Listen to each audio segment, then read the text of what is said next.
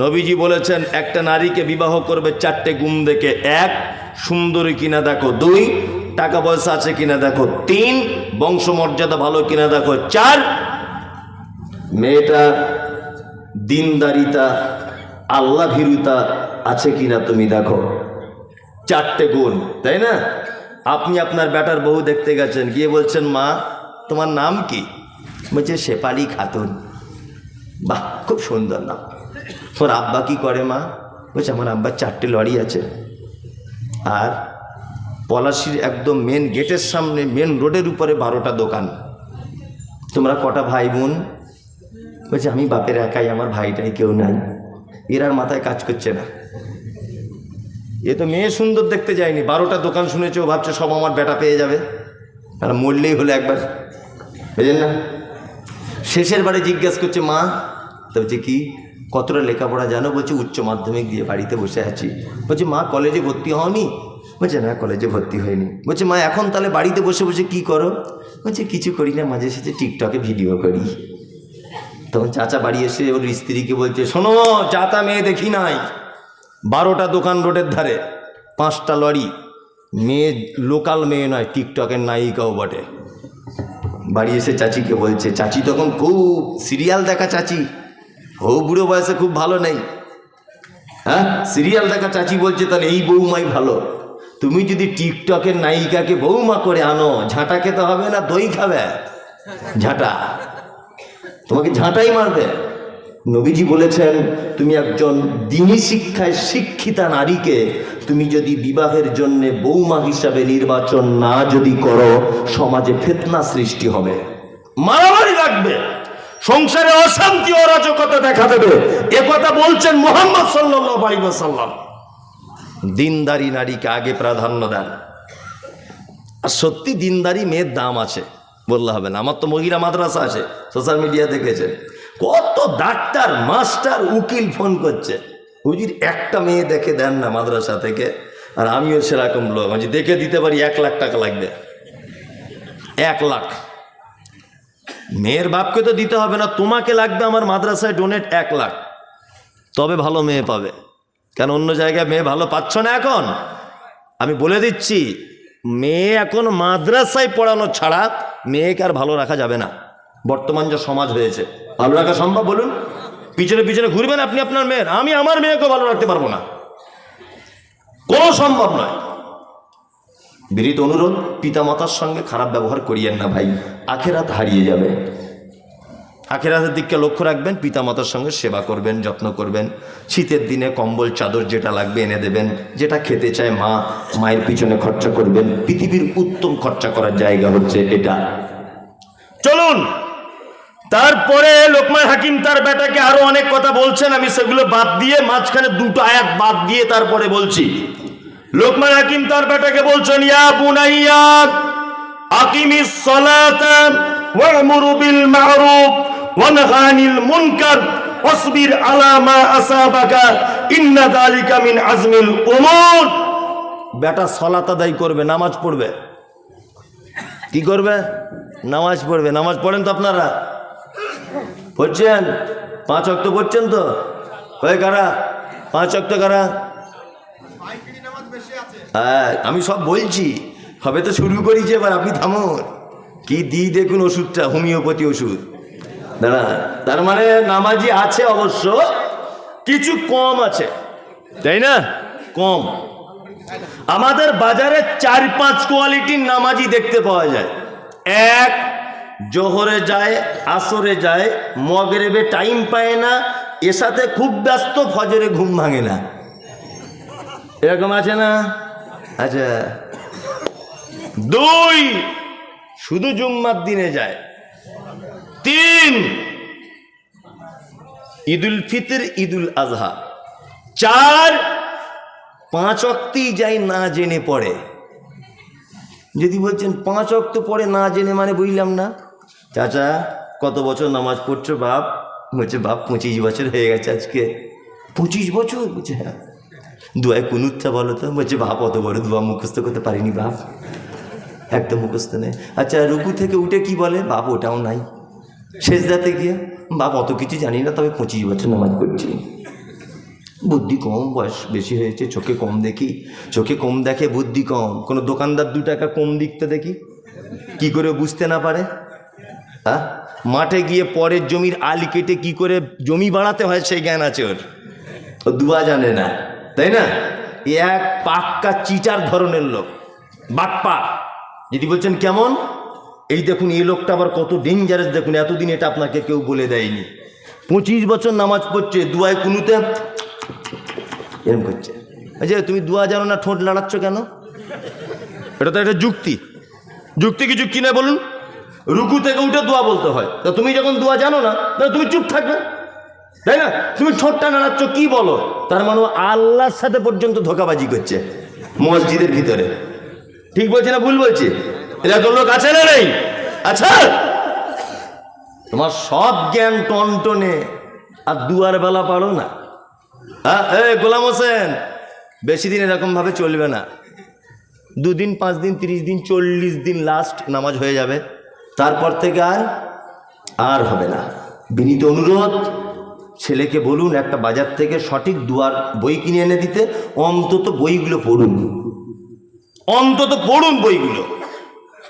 বই এক অক্তে যায় আর এক অক্ত যায় না, ভালো করে বুঝবেন। আর একটা কথা মাঝখানে বলে রাখছি, এ কথায় আমার কে রাগ করলেন আর কে আমাকে দাওয়াত করলেন ওটা আমি বেশি কিছু ভাবি না। ইদানিং আমাদের অনেক মসজিদ কমিটিতে যারা আছে এদেরকে দেখা যাচ্ছে যে এরাও কিন্তু অনেক মানুষ থাকে বেনামাজি, থাকে না? থাকে। এদেরকে কাল সকাল হতে হতে, যদি আপনাদের এখানে সেরকম থাকে, কাল সকালই মিটিংটাকে বাদ দিয়ে দেন। কারণ আল্লাহ কমিটি নির্বাচন করেছেন পবিত্র আল কোরআনে।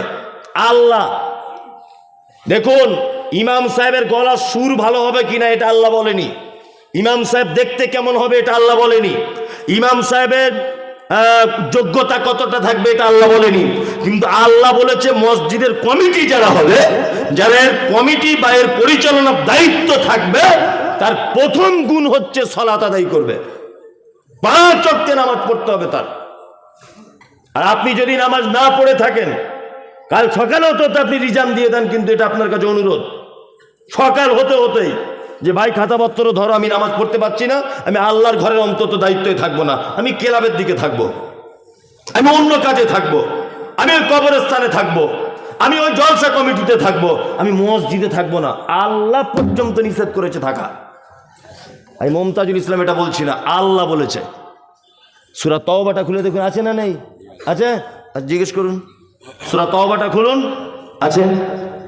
বিনীত অনুরোধ, সালাত বাধ্যতামূলক ইবাদত। যারা বলছে জোহর পড়ি, আসর পড়ি, এশা পড়ি, ফজরে যাই না, ঘুম ভাঙে না, তাই এরা বেনামাজিদের তালিকায়। যদি বলছেন কেমন করে, আপনাকে বলছি, আমার বেটা মাধ্যমিক পরীক্ষা দিবে, 4টে বিষয় পরীক্ষা হবে, 3টেতে 100 নাম্বার পেয়েছে। আচ্ছা বলুন তো দেখি, একটায় যদি 0 পায়, রেজাল্ট যেদিন বার হবে পাস না ফেল? ফেল। জোহরে গেছে 100 নাম্বার, আসরে 100 নাম্বার, মগরিবে 100 নাম্বার, এশাতে 100 নাম্বার, ফজরে ঘুম ভাঙেনি তাই যায়নি, ফেল। কি বললাম বুঝলেন? 2, যারা শুধু জুম্মার দিনে যায় এদের খুব কঠিন বিপদ, এদের থাকার জায়গা জাহান্নাম।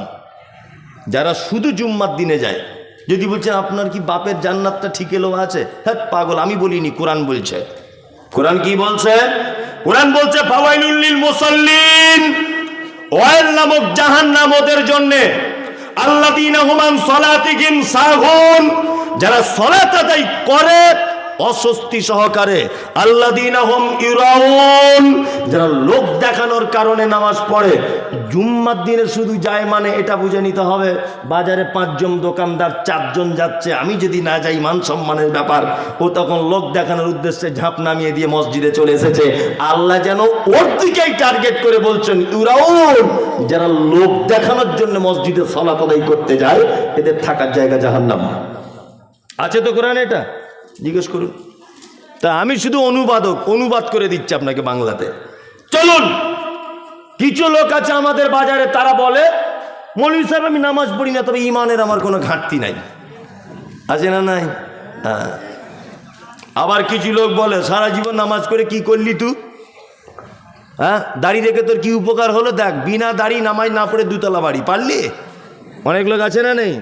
এই কথা যদি কেউ বলে সঙ্গে সঙ্গে সে বেঈমান হয়ে যাবে, তার আর ইমান থাকবে না। যদি বলছেন কেন? কেউ যখন নামাজ পড়ে না তার কাছে বলতে গেলে সে যদি এই কথাটা বলে, মৌলভী সাহেব খুব অন্যায় হয়ে যাচ্ছে, ভুল করছি, নামাজটা পড়তে পারছি না, এর অসুবিধা নেই, এ কাবিরা গুনাহ করছে সলাৎ ছেড়ে দিয়ে, কিন্তু এর ইমান আছে। কি বললাম বুঝলেন? কিন্তু যে লোকটা বলছে নামাজ পড়ে, আমাকে বারবার বলতে শোনা তো ভাই, তোমার নামাজ তুমি পড়ো, তোমার কবরে তুমি হিসাব দিবে, আমার কবরে আমি দেবো, সবাই পড়বো না, ও বেঈমান হয়ে গেছে সাথে সাথেই। কারণ আগের লোকটা নামাজ স্বীকার করেছে, নিজের দোষ স্বীকার করে একটু নত স্বীকার করেছে, কিন্তু এই দ্বিতীয় লোকটা অঙ্গীকার করছে, ইনকার করছে নামাজকে, করছে না, তার মানে এর ইমান আর থাকলো না। কেউ যদি মনে করে দাড়ি ফাড়ি সব কথা বলিও না তো ভাই, আমাকে ভেবে নিতে হবে তোমার ইমান চলে গেছে। পর্দা, তোমার বউকে তুমি পর্দায় রাখো। মৌলভী সাহেবদের ইনকাম কম, ওই জন্য একটা বোরখায় 4 বছর চালায়, ওর বউরা সব বোরখা পরে পর্দা করবে, আমাদের ইনকাম বেশি, নিত্য নতুন ড্রেসপত্র পরবে। যদি কেউ এই কথাটা বলে দেয় তার ইমান চলে যাবে। তোমার বউ পর্দা করতে পারছে না, এটা তুমি লজ্জিত হয় তুমি বলো যে আমি করতে পারছি না, মৌলভী সাহেব দোয়া করবেন যাতে আগামীতে করতে পারি, এটা আলাদা বিষয়। তুমি ইনকার করতে পারবে না। খুব সাবধান। সালাত বাধ্যতামূলক ইবাদত, এই ইবাদত ছাড়া কোনো মানুষ জান্নাত যেতে পারে না। যে লোক বলছে নামাজ পড়ি না, ঈমান ঠিক আছে, আমি মুমতাজুল ইসলাম বলছি তোমার ঈমান আছে, তবে তোমার ঈমানে পোকা লেগেছে। স্প্রে করতে হবে, সরিষা যে আলু যেমন স্প্রে করে, তোমার ওখানে স্প্রে করতে হবে, তাছাড়া তোমার ঈমান পুরোটাই নষ্ট হয়ে যেতে পারে। নামাজ পড়বে না, তার জান্নাত নাই।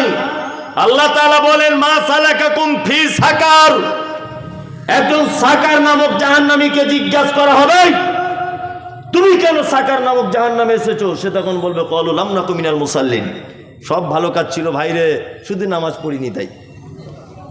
তার মানে নামাজ না পড়লে থাকার জায়গা জাহান্নাম। পশ্চিম বাংলার একজন বিখ্যাত আলেম, নাম হলো আব্দুল হামিদ ফাইজি আল মাদানী, নাম শুনেছেন? আব্দুল হামিদ মাদানী নাম শুনেছেন? 200-র কাছাকাছি বই লিখেছেন। যদি আপনার বাড়িতে বইটা থাকে, পৃষ্ঠার নাম্বার বলছি, কাল সকালে দেখে নেবেন। বইটির নাম হচ্ছে জানাজা দর্পণ। কি বই? জানাজা দর্পণ। এই জানাজা দর্পণ নামক বইয়ে আব্দুল হামিদ মাদানী সাহেব কাদের জানাজা পড়া যাবে আর কাদের যাবে না এই ব্যাপারে লিখতে গিয়ে তিনি বলছেন, কোন লোক যদি সালাত আদায় না যদি করে, তার জানাজা যদি কেউ পড়তে পারে, তবে যেন দুয়াটা না করে। কি বললাম বুঝলেন? কোন বেনামাজি যদি মারা যায়, তার জানাজা যদি কেউ পড়তে পারে, যেন দুয়াটা না করে। কারণ আল্লাহুম্মা গফির লি হাইয়িনা ওয়া মাইয়িতিনা, আল্লাহ ক্ষমা করে দাও জীবিতদেরকে, ক্ষমা করে দাও মৃতদেরকে। অশাহিদিনা, আল্লাহ যারা উপস্থিত তাদেরকে ক্ষমা করে দাও, যারা অনুপস্থিত তাদেরকে ক্ষমা করে দাও, যারা বড় তাদেরকে ক্ষমা করো, যারা ছোট তাদেরকে ক্ষমা করো। আল্লাহ নারীদেরকে ক্ষমা করো, আল্লাহ পুরুষদেরকে তুমি ক্ষমা করো। এই যে দোয়াটা রয়েছে বন্ধুরে আমার, আল্লাহর ঘোষণা হচ্ছে এই মা সালাকাকুম ফি সাকার।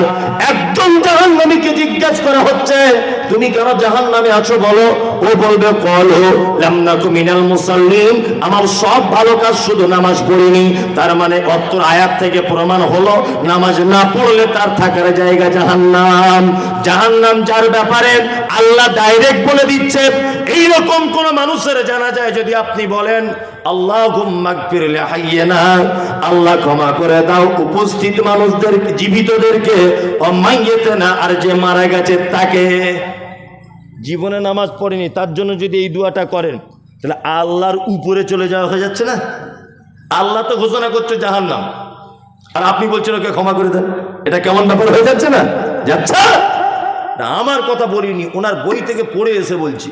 তাহলে নামাজের কত গুরুত্ব বলুন তো, আছে না নেই? কোনো মানুষ নামাজ ছাড়া জান্নাত যেতে পারবে? পারবে না। বিনীত অনুরোধ, কিছু করেন না করেন, অন্তত পক্ষে 5 ওয়াক্তের জামাত সহকারে নামাজটা পড়ুন, ইনশাল্লাহ পড়ব। গাড়ি চালান তাই না, অনেক দূরে দূরে ভাড়া খাটতে যেতে হয়, এক সাইডে দাঁড় করিয়ে চট করে, আপনার তো ভালো সুবিধা, জোহরের নামাজ দেখছেন 4 রেকাত 2 রেকাত পড়ে নেন, আপনার তো খুব আরাম তাই না। আসরের 4 রেকাত, গাড়িটা একটু বাম দিকে সাইড করে দিয়ে 2 রেকাত পড়ে নেন, আপনার ছুটি। সুন্নত পড়তে হবে না, কিচ্ছু পড়তে হবে না আপনার, শুধু আসরের 2 রেকাত কসর পড়ে নেন, আপনার ছুটি। জোহরের কিছুই পড়তে হবে না, শুধু 2 রেকাত কসর করে নেন আপনি। কি বলে, অন্তত মুসলিম থেকে যাবেন। কি বললাম বুঝলেন, অন্তত পক্ষে কি থেকে যাবেন, মুসলিম টুকু থেকে যাবেন আপনি, ইসলাম থেকে খারিজ হবেন না। খুব দুঃখ লাগে, আফসোস লাগে সত্যি, যে আমরা প্রত্যেক জায়গাতে জলসাগুলোতে এই মসজিদের উন্নতি করবে। কিসের উন্নতি না, আমাদের মসজিদের মার্বেল পাথরটা লাগাতে হবে তাই। আচ্ছা বলুন তো, মাটির মসজিদে নামাজ পড়লে নেকি কম আর মার্বেলে পড়লে নেকি বেশি, এরকম কোনো ব্যাপার আছে? আছে তাই। তা আপনার মার্বেলের উপরে এত কেন আপনার টেনশন এসে? কই মসজিদের সর্দার সাহেব, মসজিদের ইমাম সাহেব, মসজিদের যারা পাক্কা মুসল্লি, তারা মিলিয়ে কই এটা তো বলে না, চলো প্রতিদিন আমরা টার্গেট করব 5 জন করে নামাজি বাড়াতে হবে, পাড়ায় পাড়ায় ঘুরি চলো ভাই, হাতটা ধরে বলি, তাহলে ইমাম সাহেবেরও লাভ হলো তাই না, ইমাম সাহেবেরও লাভ হলো, সর্দার সাহেবেরও লাভ হলো। কারণ লাভ এই যে ওদের কথাতে যদিও নামাজ ধরে যায়, ও যতদিন নামাজ পড়বে এরা ততদিন নাকি পাবে। লাভ হলো না লস হলো? শুধু সিমেন্ট আদায় করতে ছুটছে সব জায়গাতে, আমাদের গ্রামেও তাই। কি বললাম, শুধু সিমেন্ট আদায়, বালি আদায়, রড দাও, পাথর দাও, মসজিদ বিশাল চিকচক ঝিকঝাক মার্বেল পাথর, জানো একেবারে নিজের ছবি নিজে দেখতে পাচ্ছে। ফজরে 3 জন, বলুন তো এই মসজিদের কোনো কোনো কদর আছে? হ্যাঁ নাই। হ্যাঁ, বিয়ে বাড়িতে গান বাজছে, ঢোল বাজছে, ও আজকে বুবুর হাসি খুশি, কালকে বুবুর বিয়ে, সব গান টান চলছে, কেউ ড্যান্স করছে, ডিজে বাজছে, সব রেডি, প্যান্ডেল মিষ্টি মেটাই সব চলে এসেছে, বর আসেনি। বর, আচ্ছা বলুন তো বিয়ের দাম আছে? বিয়ের মেন কে? বর। বর না এলে বিয়ের দাম নাই। মসজিদে রং করা, আতর লাগানো, টাইলস, ওই আপনার রাজস্থানের শ্বেত পাথর সব দিয়ে সাজানো, নামাজই নাই সব জায়গাতে। সব জায়গাতে, আপনাদের কথা বলছি না আমি একা, সব জায়গাতে এখন এই অবস্থা। এই অবস্থা নাই প্রতিটা জায়গাতে। তার মানে মানুষ একটা সহজ রাস্তা বুঝেছে। কি রাস্তা বলুন তো? এই যে একজনে 5,000 টাকা দিয়েছে আর বক্তা বলছে, ও গো আল্লাহ দয়াময়, দয়ারই সাগর, করুণা করো গো তুমি অমুকের উপর, মানে এমন দোয়া করছে মনে হচ্ছে জান্নাতে জায়গা নাই, ওকে ঠেলে ঢোকাচ্ছে, তুই ঢোক তাড়াতাড়ি। কি বুঝেছে? কেউ 2,000 দিচ্ছে, মাঝখানে ছেড়ে দিয়ে পালিয়ে আসছে, কেউ 20,000 ঢুকিয়ে দিয়ে চলে আসছে জান্নাতে। মানে এও ভাবছে যদি এত বড় বক্তা মমতাজুল ইসলাম, সারা পশ্চিমবাংলার নাম করা লোক, এ আমার জন্য দোয়া করছে জান্নাত যাবো না, মানে ঘোড়ার ডিম যাবে। 10 পয়সা নেকি নাই। সলাৎ ছাড়া তোমার কোনো নেকি কিয়ামতের দিন আল্লাহর দরবারে কাজে আসবে না, আসবে না, আসবে না, কোশ্চিন কালেও আসবে না। কি বললাম বুঝলেন? আসবে না। সলাৎটা ঠিক কেমন জানেন তো? নামাজটা কেমন জানেন? আপনাকে বোঝায়। আমার ছেলে আমাকে মাঝে সাঝে বলে, আব্বা মিলিটারির চাকরি করব। এই আর কি, আমার ছেলের বয়স 12 বছর, শুধু বলে আব্বা বড় হলে আমি মিলিটারি হব। আমি তা হবি, হ, তো যদি শখ থাকে তাই হয়। 12 বছর বয়স, কিন্তু আমার থেকে আমার ছেলে এতটা আরো লম্বা বেশি, সেই চেহারা স্বাস্থ্য মিলিটারি মতোই লাগে দেখে আর কি, বাঘের বাচ্চা। তাই বলছি ঠিক আছে তুই মিলিটারি হ, তাহলে অসুবিধা নেই। ও তো বোঝে না ক বছর বয়সের। তা বোঝানোর জন্য বলছি, আমার ছেলে পরীক্ষা দিয়েছে ধরে নেন, রান করেছে মাঠে ফার্স্ট, একদম 1 নম্বরে। আমার ছেলে জাম দিয়েছে, আমার ছেলে ফার্স্ট। লিখিত পরীক্ষায় আমার ছেলে ফার্স্ট, মৌখিক পরীক্ষা আমার ছেলে ফার্স্ট। লাস্ট একটা জিনিস পরীক্ষা, হাইটটা মাপা হচ্ছে, তখন যে অফিসার মাপছে ফিতে নিয়ে দেখছে আমার ছেলে 3.5 ফুট। আচ্ছা বলুন তো চাকরি হবে মিলিটারিতে? হবে? হবে না। হেডমাস্টার হতে পারবে, ও ডাক্তার হতে পারবে, ও ইঞ্জিনিয়ার হতে পারবে, তাই না? ও উকিল হতে পারবে, ও ব্যারিস্টার হবে, ও বিচারপতি হবে, সব কিছু হবে। কিন্তু মিলিটারি এই চাকরিটা বা আর্মিতে আমার ছেলে কোশ্চিন কালেও চান্স পাবে না। কারণ এই চাকরির শর্তটাই হচ্ছে লেখাপড়া তুমি মাধ্যমিক উচ্চ মাধ্যমিকে 4-5টা ব্যাগ পাবো, তো অসুবিধা নেই। হাইট ভালো হতে হবে, চেহারা ভালো হতে হবে, রান ভালো করতে হবে, ক্ষমতা ভালো থাকতে হবে, শরীরে কোনো খুঁত থাকলে হবে না, এটাই ব্যাপার। তাই না? হাইট ভালো হতে হবে, তার মানে বোঝা যাচ্ছে যে এই ডিপার্টমেন্টের এটাই মেন শর্ট, যে হাইটটা ভালো হতে হবে। ঠিক তেমন জাকাত দিয়েছেন আলহামদুলিল্লাহ, জলসা শুনেছেন আলহামদুলিল্লাহ, নেকি হয়েছে, কোনো অসুবিধা নেই, কোনো অসুবিধা নেই। বুনের জমি বুঝে দিয়েছেন আলহামদুলিল্লাহ, খুব ভালো জিনিস। পাড়া প্রতিবেশী সবার সঙ্গে ভালো ব্যবহার করেছেন আলহামদুলিল্লাহ, খুব ভালো জিনিস। শুধু নামাজ নেই, জান্নাত নেই। সব ভালো কাজ, শুধু নামাজটা নেই, জান্নাত নেই। জান্নাতের মূল শর্তই ইবাদতটা। কি বুঝতে পারছেন? স্টেজে সবাই মোটামুটি ঘুম ঘুম ভাব, 11:30 বেজে গেছে, 12টা বাজতে যাচ্ছে, বুঝলেন না? সবাই ঘুম ঘুম ভাব। আর আমার আল্লাহ রহমতে সব ঘুম টুম লাগে না, যাই হোক, আমার কোনো ব্যাপার নয়। হ্যাঁ, আপনি চালিয়ে যান, ও মজা লেগেছে খুব। আল্লাহ তাআলা তারপরে বলছেন, ইয়া বুনাইয়া আকিমিস সালাত। লোকমান হাকিম তার বেটাকে বলছে, বেটা সালাতটা আদায় করো। অসবির আলা মা আসাবাক, আর বিপদ আপদ হলে ধৈর্য ধারণ করো। কি বললাম বুঝলেন? আল্লাহ তাআলা তারপরে বলছেন, ওয়ামুরু বিল মারুফ, ভালো কাজের আদেশ দাও, মন্দ কাজে নিষেধ করো। দুটো, একটা মন্দ কাজ আর ভালো কাজ বলে দেবো নাকি? বলে দিই, বলে দিই। প্রথম মেয়েরা শুনছে নাকি কোথা থেকে? ওদের ব্যাপারে একটা হাদিস বলে দিই, আর আপনাদের ব্যাপারে একটা হাদিস বলে দিই। হ্যাঁ, প্রথমে তুই ভাই ধৈর্য। আল্লাহ নবী বলছেন, আল মারাতু ইজা সাল্লাতু খামসাহা, একজন নারী যদি 4টে কাজ যদি করে জান্নাত চলে যাবে। 1 নম্বরে হচ্ছে সে যদি 5 ওয়াক্তের সালাত আদায় করে, অসামাত শাহরাহা, আর 1 মাস যদি সে সিয়াম পালন করে। কতদিন সিয়াম রাখবে, কতদিন রোজা রাখবে? 1 মাসের ভিতরে কেউ রাখবে 27 দিন, কেউ রাখবে 25 দিন, আবার কেউ রাখবে 23 দিন। বাকি দিনগুলো যদি নামাজ হয় ওর ছুটি দিয়ে দেওয়া হয়েছে, রোজা যদি হয় অন্য মাসে করে দিতে হবে। আর 3 নম্বরে ওয়া আতাআত বালাগা, বিশ্ব নবী বলছেন, ও নারীরা তোমরা তোমার স্বামীর সেবা করবে, তাহলে তুমি জান্নাত চলে যাবে। কটা ভালো মন্দ কাজ বলে দিচ্ছে হাদিস দিয়ে, শুধু হাদিসগুলোর বাংলা বলে দিই। 1, মায়েদেরকে বলছি 4টে কাজ করুন, জান্নাত চলে যাবেন। কটা কাজ? 4টে। 1, 5 ওয়াক্ত নামাজ পড়বেন। 2, অসামাত সাহারা, 1 মাস রোজা রাখবেন। আতাত বালাগা, স্বামীর সেবা করবেন। করে তো? আপনাদের করছে? পানিটা দেখি বাবু, একটু পানি। ও খুব ভালো লোক, ও সব বুঝে। বিসমিল্লাহ।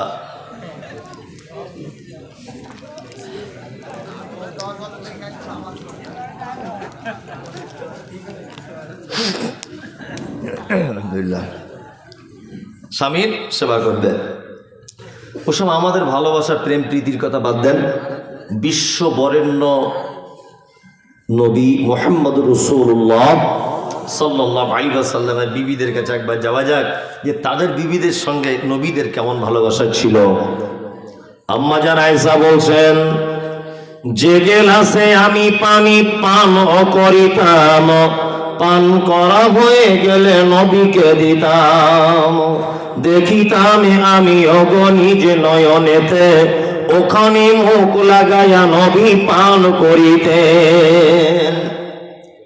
গোস্ত খেয়ে হাড্ডি গুলো ফেলিয়া দিতাম, চুষে চুষে খেত নবী চোখেতে দেখিতাম। আম্মা জান আয়েশা বলছেন, আমি গেলাসে যে জায়গাটা মুখ লাগিয়ে পানি পান করেছি, গেলাসটা এরকম করে রেখেছি, আড়ালে আড়ালে দেখেছি আল্লাহর নবী ওই জায়গাটাতেই মুখ লাগিয়ে আবার তিনি পানি পান করতেন। আমাদের বাড়িতে যদি কখনো গোস্তের হাদিয়া আসতো, তাহলে আমি অল্প বয়সের নারী, গোস্ত ভালো চিবাতে পারতাম না, হাড্ডিটা গোস্ত সহ ফেলে দিতাম দস্তরখানে। আল্লাহর নবীকে দেখেছি ওই হাড্ডিটা আবার তুলে নিয়ে চিবিয়ে চিবিয়ে রস বার করে করে খেতে। এই ভালোবাসা আছে? নাই। আপনার বউ আপনার আঁটু খায়, হারামখোর সারাদিন যা বিড়ি টানে, ওর মুখের যা গন্ধ, ঠিক বলছি কিনা?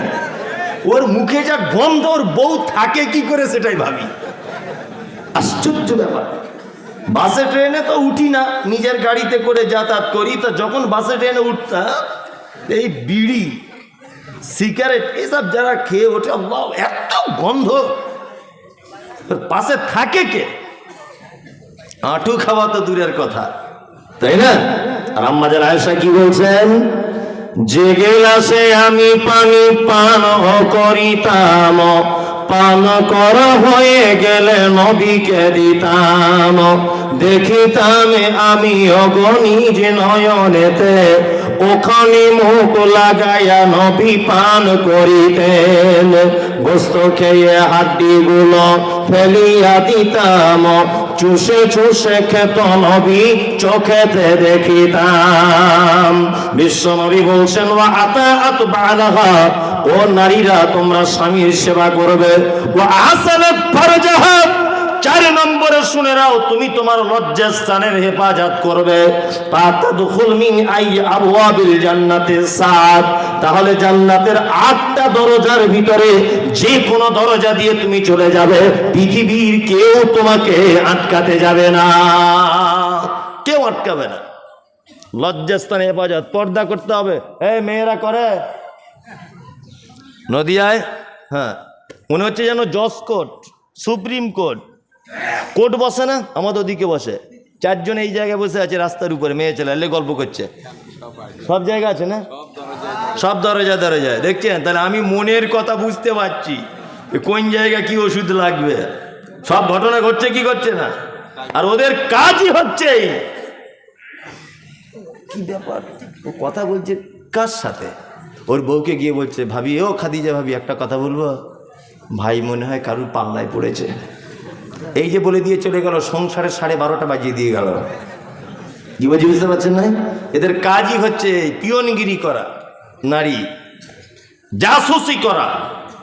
এইখানে 4 জন, ওইখানে 4 জন, ওইখানে 5 জন, বসে বসে এর বইয়ের কথা, ওই মৌলবী ইমামের কথা, ওই অমুকের মা কি করে, ওই অমুকের বেটা কি করে, সারাদিন এই কথা, সারাদিন এই কথা না, এই কথা।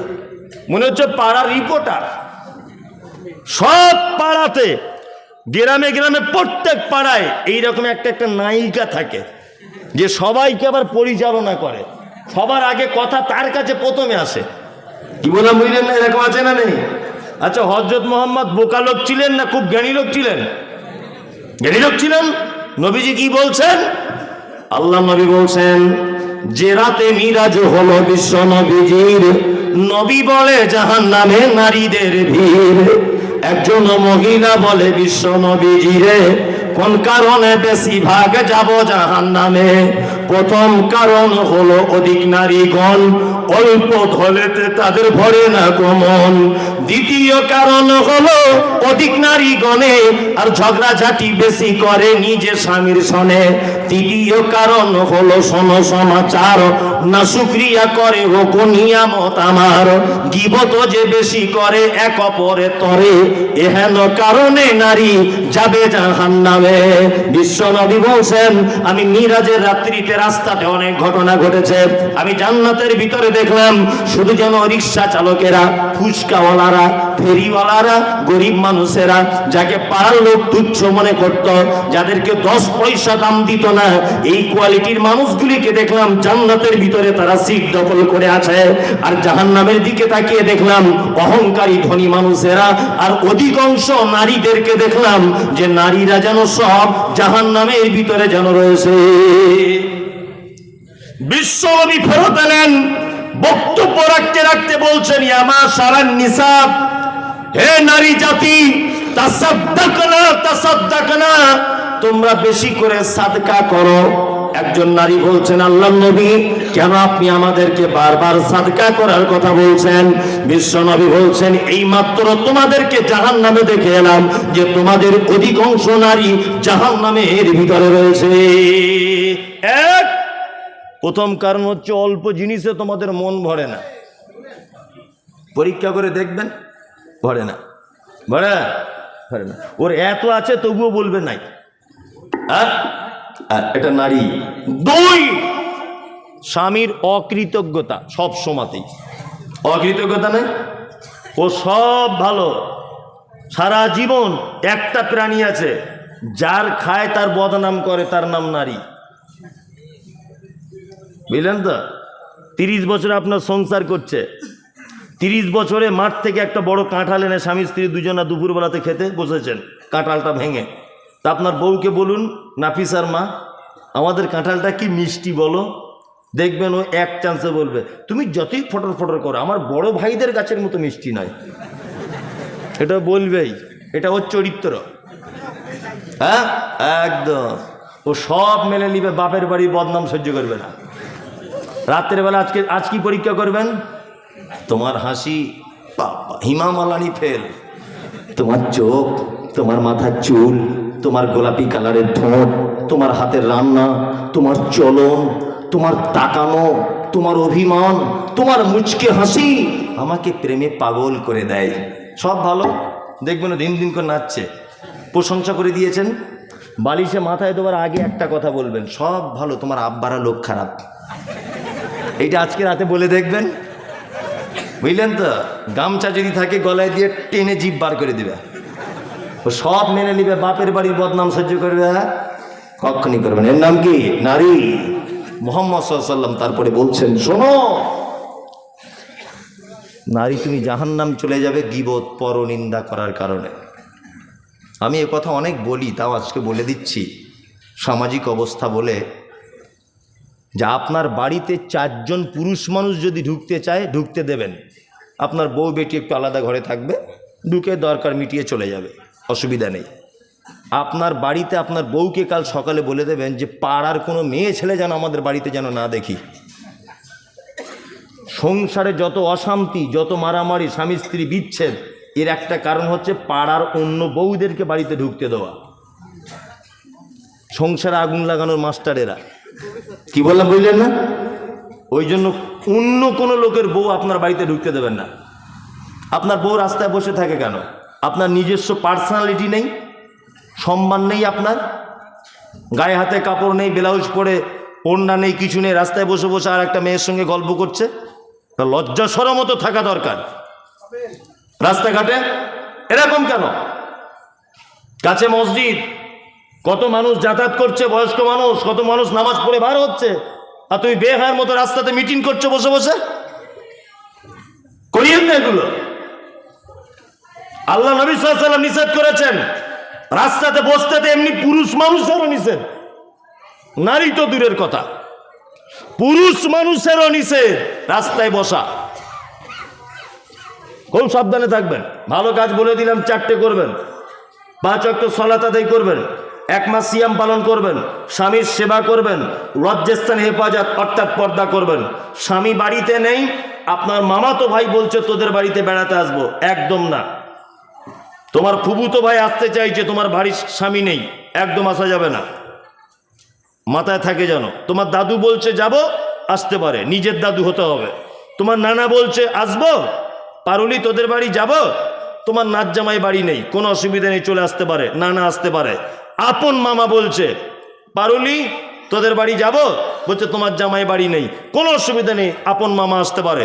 স্বামী বাড়ি না থাকলেও, স্বামী বাড়িতে নেই, বোনের বেটা আসতে একদম কোনো অসুবিধা নেই, আপন ভাই কোনো অসুবিধা নেই, আপন চাচা কোনো অসুবিধা নেই, নিজের ভাই কোনো সমস্যা নেই, আপন বাপ কোনো সমস্যা নেই। একটা গেঁড়াকল সমাজে চলছে, সেটা বলে দিয়ে যায়। আবার শাশুড়ি বলছে বৌমা হাগো, ছেলেটা বারবার আসছে, কে? বলছে আমার মামা হয়। কেমন মামা? বলছে আমার মা ওকে ভাই বলে ডাকে, পাতানো ভাই আমার মায়ের। তোমার পাছার চামড়া তুলে দিব, বিয়াদব কোথাকারে, পাতানো কুটুম মামা, পর্দা করা লাগবে, তুমি জানো না? জানো তুমি? পর্দার ব্যাপারে এত খাতারনাক, শুনে রেখে দেন, এগুলো পাড়া গ্রামের সমস্যা চলে। আমার স্ত্রীর বাচ্চা কাচ্চা হয়নি, অরিজিনাল নয়, বোঝানোর জন্য বলছি। তা আমি হসপিটাল থেকে 2 দিনের একটা বাচ্চা কিনে নিয়ে এসেছি। কদিনের? 2 দিনের বাচ্চা। ছেলেটা আস্তে আস্তে আস্তে আস্তে আস্তে বড় হয়েছে, আমার স্ত্রীর দুধ পান করেনি, আমার স্ত্রীর দুধ পান করেনি। আর দুধ ওর হবে কি করে, তো বাচ্চা আসেনি পেটে, দুধ পান করেনি, ও ফিডার খেয়ে পাপ্পু খেয়ে মানুষ হয়েছে।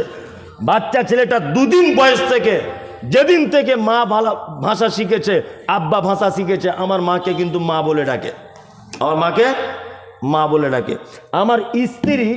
আমার স্ত্রীকে মা বলে ডাকে, আমার স্ত্রী আবার ওকে বেটা বলে ডাকে। আমাকেও আব্বা বলে, আমি ওকে বেটা বলি। বলুন তো, ছেলেটার যখন যৌবন চলে আসবে তখন ওই ছেলেটা আমার স্ত্রীকে মা বলে ডাকে, তারপরেও আমার স্ত্রী ওর সঙ্গে ডাইরেক্ট কথা বলতে পাবে কি পাবে না? পাবে না, হারাম, চলবে না। কি বলছি বুঝতে পেরেছেন কথাটা কত ইম্পর্টেন্ট?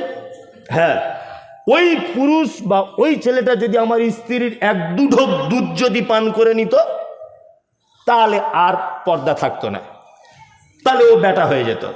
কিন্তু আমার স্ত্রী যে দুধ পান করায়নি, তার মানে বোঝা যাচ্ছে অনেক ছেলে বলে না যে ছেলেটা পুষেছে, ছেলেটা অন্য ছেলে মানুষ করছে, বলে কি বলে না, এ আমাদের বাড়ির ছেলের মতো। অত সহজ নয়।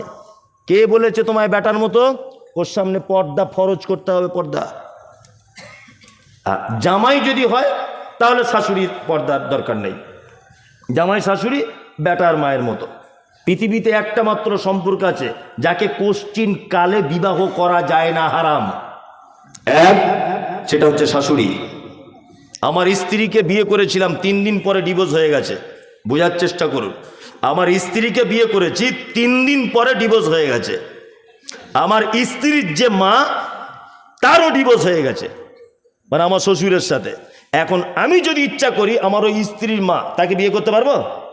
আমার তো স্ত্রী এখন নেই, পারবো না। কিয়ামত পর্যন্ত ওই মহিলাটা আমার জন্য হারাম, কারণ আমি ওর বেটিকে বিয়ে করেছিলাম তাই। তার মানে বোঝা যায় জামাই শাশুড়ি তেমন মারাত্মকভাবে পর্দার ব্যাপার নয়। তবে একেবারে যে বিনা ওড়নাতে থাকবে আমি এটা বলছি না। যেগুলো দেখানো প্রয়োজন, হাত মুখ, এতটুকু জামাই শাশুড়ি এক জায়গায় দাঁড়িয়ে কথা বলতে পারে বেটার মতো, বা একটা বসে কথা বলতে পারে, কোনো আপত্তি নেই। শ্বশুর বৌমা অবশ্যই পারে পাশাপাশি বসে বৌমা মেয়ের মতো একটু কথা বলবে, সুখ দুঃখের কথা, ছেলের ব্যাপারে কিছু বলবে, তোমার শাশুড়ির ব্যাপারে কোনো অসুবিধা নেই। ইসলামে পর্দা মারাত্মক ইম্পর্টেন্ট। একদিনের বাচ্চা লালন পালন করে তার সামনে যখন পর্দা করা লাগে, আর তুমি বেহায়ার মতো রাস্তায় বসে মিটিং করছো, তোমার লজ্জা শরম আছে? হ্যাঁ, যে পুরুষ মানুষ এখানে বসে আছেন, আপনার বউ যদি এই দলে থাকে, তাহলে এটা বলে দিলাম আপনাকে, কিয়ামতের মাঠে আপনি দায়ুসের কাতারে দাঁড় করানো হবে আপনাকে। খুব সাবধানে থাকবেন। মায়েদেরকে 4টে ভালো কাজ বলে দিলাম, জান্নাত চলে যাবেন ইনশাল্লাহ। 2-3টে খারাপ কাজ বলে দিলাম, এগুলো করলে জাহান্নাম। পুরুষ ভাইরা যারা আছেন, আপনাদের ব্যাপারে হাদিস বলতে গেলে অনেক বলা যাবে, কিন্তু আমি আর বলতে পারছি না। রাত্রি 12টা বাজে। মসজিদে না মাদ্রাসার আদায় জলসা? তো মসজিদের। আমি মুসাফির, শেষ বাক্যে আপনাদেরকে এতটুকুই বলবো। এতক্ষণ এলোমেলোভাবে বিক্ষিপ্তভাবে অনেক বিষয় আপনাদেরকে আমি সচেতন করে দিয়েছি। আল্লাহ যারা আমরা এতক্ষণ শুনেছি, তুমি আমাদেরকে আমল করার তৌফিক দান করো, আমিন আমিন। এবার আপনাদের কাছে অনুরোধ, সর্বপ্রথম একটা জিনিস চাইব, তারপরে আর একটা জিনিস চাইব। এই মজলিসে অন্তত 10টা লোক বলুন যে আজকে থেকে নতুন করে নামাজ পড়া ধরবো মৌলী সাহেব। 10টা লোক বলুন দেখি। জলসা যারা দিচ্ছে এরা সব নামাজি তো? এই 5টা লোক বলুন দেখি যে আজকে থেকে নামাজ পড়া ধরবো। অত সহজ নয়। বলছে আর একটু বলুন না শুনি, তাই না? নামাজ পড়বে না। আপনি যখন নামাজই পড়বেন না, তার মানে ওই জায়গাটা আপনি পছন্দ করেন না। আমি আপনার কাছে টাকা চাইবো না, ইচ্ছা হলে আমার কাছে দিতে পারেন, ইচ্ছে না হলে না দিতে পারেন। আপনি ওই জায়গাটার প্রতি আপনার ভক্তি যখন নেই, আপনার টাকা নিয়ে কী হবে? ফালতু। ওই জায়গাটার প্রতি আপনার ভক্তি শ্রদ্ধাই নেই। একটা লোক বলুন এখান থেকে যে আজকে থেকে নামাজটা পড়বো আমি ইনশাল্লাহ। কেউ নেই। 200 টাকা চাইলে দিয়ে দেবো, নামাজ পড়বে না। কথাগুলো বাস্তব বলছি না অবাস্তব বলুন? একদম ভক্তি শ্রদ্ধা আপনার কম মসজিদের প্রতি। খুব অনুরোধ ভাই, নামাজটা পড়ুন, তাছাড়া জাহান্নাম হয়ে যাবে। যারা বসে আছেন আপনি আজ থেকে পড়বেন আলহামদুলিল্লাহ। জলসা দিয়ে একজন অন্তত উপকার, আপনি পড়বেন আজ থেকে ইনশাল্লাহ। না ইনশাল্লাহ মানে গলত হয়ে যাবে। হ্যাঁ মালুম। ও আজকে থেকে ধরবে তাহলে নাকি? ইনশাল্লাহ। যাক, তাহলে অন্তত 2জন নামাজি হলো। তা আপনারা আল্লাহর রাস্তায় কিছু আমার হাতে দেন, এই মুসাফির মানুষ মসজিদের জন্য, আপনার জন্য দোয়া থাকবে ইনশাল্লাহ। আসুন আমিও বানিয়ে বানিয়ে দোয়া করব না, এমনিতে দোয়া পেলেন, যার কাছে যা আছে তাই দেন। তবে কেউ চলে যাবেন না, নামগুলো এমনি বলে দিচ্ছি আমি। মোস্তাকিম ইচা নাকি, উনি ইচার ছেলে মোস্তাকিম 1000, আর রেশমা 500, নাসরুল 500, আর আনিজ 1000 টাকা। ভাই মজলিস ভাঙার একটা দোয়া আছে, ওই দোয়াটা বলে যান। 5 মিনিট দাঁড়ান, যে যা দিল আপনি দোয়াটা বলে গেলে নেকিটা সম্পূর্ণ পেয়ে যাবেন, এটা আপনার লাভ হবে আর কি, আমার লাভ নেই। দেন এই আবার স্টেজে এইরকম করে করেছে কেন? আচ্ছা, একজন একটা চিঠি দিয়েছে যে পাণ্ডবপাড়া মসজিদের ইমাম খুতবায় বলেছেন বিড়ি সিগারেট হারাম বলা যাবে না, কেউ যদি হারাম বলে তার সাথে তিনি বসতে রাজি আছেন। সে আবার কোথায়? পাণ্ডবপাড়া। আচ্ছা, বিড়ি সিগারেট চিরজনমের মতো হারাম, এটা 100% হালাল। কি বললাম বুঝলেন? কারণ হারাম এই থেকে আল্লাহ রসুল বলেছেন যে এমন এক নেশাদার দ্রব্য যার বেশি পরিমাণ খেলে মাথা চক্কর দেয়, তার অল্প পরিমাণ হারাম, তাই তো? জি। এবার একটা কথা আপনাকে বলি, জর্দা, পানে এইটুকুখানি জর্দা দেওয়া হয়, তাই না? আচ্ছা, ওই জর্দাটা যদি আপনাকে 50 গ্রাম দেওয়া হয়, মাথা ঘুরবে কি ঘুরবে না? ঘুরবে। এটা হারাম, হারাম। পানি 1 গ্লাসের জায়গায় 4 গ্লাস যদি কেউ পান করে পানি, মাথা ঘুরবে? এটা বৈধ, হারাম। বিড়ি সিগারেট চিরজনমের মতো হারাম। যারা বলছে মকরু, নয় সে খায় নয় তার বাপ খায়। কি বললাম বুঝলেন? একদম। মুফতি সাহেব নিজেই তো জর্দা খায় বলছে, ও তো বলবে মকরু, ও তো আর কিছু করার নাই। এই নেশার ব্যাপারে বলা হয়েছে লা ইয়াবিউ ওয়ালা ইয়াশরাব, হাদিসে শব্দ এসেছে, বলছে নেশাদার দ্রব্য খাওয়া হারাম, ওর বিক্রি করাটাও হারাম, তাই তো? ওর বিক্রি, বিড়ি সিগারেট বিক্রি পর্যন্ত হারাম দোকানদারদের। তাহলে তৈরি হারাম, ওই একই ব্যাপার, বিক্রি তৈরি সবই হারাম। আর এটা হারাম হালাল আপনি সাধারণ জ্ঞানে বুঝেন না, সব ব্যাপারে হাদিস কোরআন লাগে, একটু সাধারণ জ্ঞান খাটান। এইটার উপরে লেখা আছে খেলে ক্যান্সার হয়। আচ্ছা বলুন, যেটা খেলে ক্যান্সার হবে বলছে প্রস্তুতকারক নিজে, এই খেলে ক্যান্সার হবে এরকম একটা ভয়ঙ্কর জিনিস আল্লাহ বা নবী পারমিশন দিতে পারে? পারে? পারে না। স্বাস্থ্যের পক্ষে ক্যান্সার, এই জিনিস কখনো ইসলাম পারমিশন দেয়? ইসলাম পৃথিবীর শ্রেষ্ঠ ধর্ম, সাধারণ জ্ঞানে বুঝেন না? বিড়ি সিগারেট চিরজনমের মতো হারাম, জর্দা গুল খৈনি যেখানে যা আছে সব হারাম। চলুন, একজন 1000 টাকা দিয়েছেন, আর কেউ দিয়েছেন? কি বলছে? হ্যাঁ ঠিকই বলেছি। আসসালামু আলাইকুম। আপনি বলেছেন কয়েকটি নাম রাখা হারাম বা নিষিদ্ধ, তার একটি নাম হলো আব্দুর রশিদ। বিষয়টি বুঝিয়ে বলবেন। আসলে কিছু নাম আছে যে নামগুলো রাখা যায় না, যেমন আব্দুল মাবুদ বা গোলাম মাবুদ নাম রাখা যাবে না। আব্দুর রশিদ, এই যে রশিদ যে নামটা, এই রশিদ শব্দটা আল্লাহর যে নাম বলছে, যে আল্লাহ সেফাতি নাম, কায়দা বগদাদিতে আছে ইয়া রশিদ, আছে না নেই? আছে। এই 99টার ভিতরে কায়দা বগদাদিতে শুধুমাত্র পাবেন রশিদ শব্দটা। এই রশিদ শব্দটা হাদিস দিয়ে সঠিকভাবে প্রমাণ পাওয়া যায়নি বা যায় না, যেটা আল্লাহর সিফাতি একটা নাম। যদি বলেন আপনি কোথায় পেলেন, তাও আপনাকে আমি ডিটেলস বলে দিচ্ছি, দয়া করে আপনি পড়ে নেবেন। আমি ফোন নাম্বার দিয়ে যাচ্ছি, ফোন করে দেখে নেবেন। বাংলার বিখ্যাত আলিম আব্দুল হামিদ আল মাদানী হাফেজাহুল্লাহ আকিকা ও নাম রাখা নামক একটি বই লিখেছেন। ওই বইয়ে তিনি এই নামটা উল্লেখ করেছেন। এইটা নিয়ে সোশ্যাল মিডিয়াতে তোলপাড় হচ্ছিল বলে আমি নিজে ওকে SMS করেছিলাম ওনাকে। সেই SMSটা যদি দেখতে চান এখন আমি আপনাকে দেখাবো। উনি একথাই বলেছেন যে রশিদ আল্লাহর গুণবাচক নাম, সহিহ হাদিস থেকে প্রমাণ নেই, এই কারণে বলেছি রাখা যাবে না। কি বলেছি বুঝতে পারছেন? এতে ভয়ের কিছু নেই, নাম আকিকা দেন, পরিবর্তন করে নেন। যদি বলছেন বুড়ো বয়স আকিকা, তো ভাই আল্লাহ রসুল কত সাহাবীদের নাম পরিবর্তন করেছেন, গাদা গাদা সাহাবীদের নাম। যাক মজলিস ভেঙে দিই নাকি? হ্যাঁ ভেঙে দিই, দোয়া বলে দিই মজলিস ভাঙা, না আপনি বলবেন? আচ্ছা ভাই কেউ যদি দিতে চান একটু দেন। ও আরেকজন হয়তো 1000 দিয়েছে, দেন কিছু দিবেন তো দেন। আব্দুর রশিদ নাম রাখা যাবে না, এটাই ঠিক। কি বললাম বুঝলেন? আর একটা বলেছি যে ইয়াসিন, এটা নিয়ে আমাকে লোক খুব গাল দিচ্ছে, যে ইয়াসিন নাম রাখা যাবে না কেন? আরে পাগল, যে শব্দের কোনো মানে হয় না সে নাম চলবে না। ইয়াসিন এটা হুরুফে মুকাত্তাত আরবিতে বলা হয়, বাংলাতে বিচ্ছিন্ন অক্ষরমালা। ইয়াসিন শব্দের কোনো মানে হয় না, এই জন্য নামটা রাখা যাবে না। শাহজাহান নাম রাখা যাবে না, না আল্লাহকে আল্লাহ বলবেন।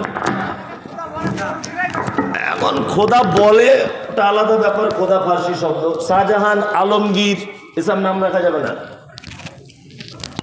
খুব সাবধানে থাকবেন। গোলাম রসুল, গোলাম কিবরিয়া এসব নাম রাখা যাবে না।